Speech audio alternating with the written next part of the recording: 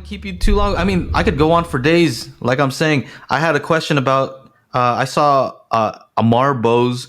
He did this one presentation. I saw like he had his class there, and he told the person to close their eyes, and he jingled some keys like in front of them here, and then he jingled them above them, and then they said, "All right, where were they before, and where are they now?" And they were able to place it. And then he did another one, I think, where he did it just above, and so there was no reference point as to whether it was here and then there. So I'm wondering how much of the height experience is the difference, like you understanding this is where it was and then that's where it went. Yes. You know. Yes, a lot of there's a very interesting test, by the way. Yeah, our brain is very sensitive in, let's say, these time differences. Mm-hmm. Yeah, and to give you an idea, yeah, there's a very interesting topic as well to talk about, perhaps in another conference. Yeah, is, let's say, a lot of people are talking about high resolution audio. Yeah, now, they love you. They're like, keep them talking, Joe. Keep them talking. Okay. Yeah, you know, I give master classes, but they take 3 days. Yeah. Yes, I believe it. Only 3 days. I have my water. It's all right. Oh yeah.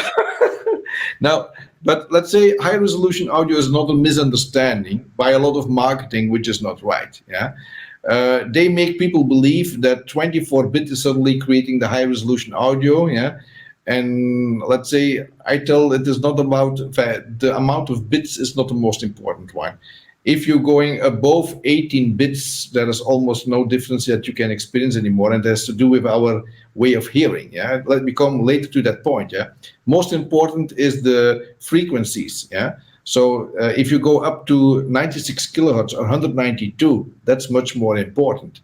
And people say then, but hey, we don't hear above 20 kilohertz, so why would we reproduce 96 kilohertz? What's in there about 96 kilohertz?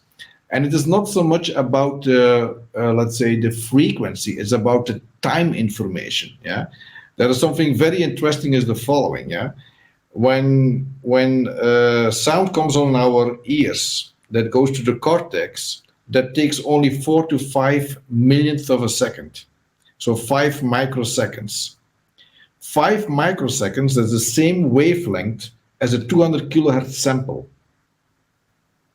So human beings are capable to have, let's say, up till about 200 kilohertz time information. So spatial information. That's how sensitive our brain system is. Yeah. So when and the timing is a very important thing. You know, when a dog is not knowing where the sounds come from, the first thing what he does is he just, and that's what you do as well. If you're not aware about where something comes from, you just, let's say that 1 millisecond of change of information gives our three-dimensional brain, let's say, analyzing the three-dimensional sound from our brain, enough information to know exactly where it is. Yeah.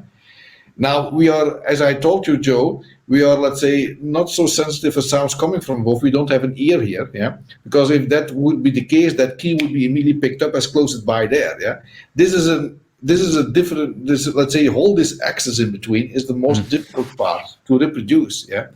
And the moment when sound is moving a little bit, then it is much more easier to find where it is.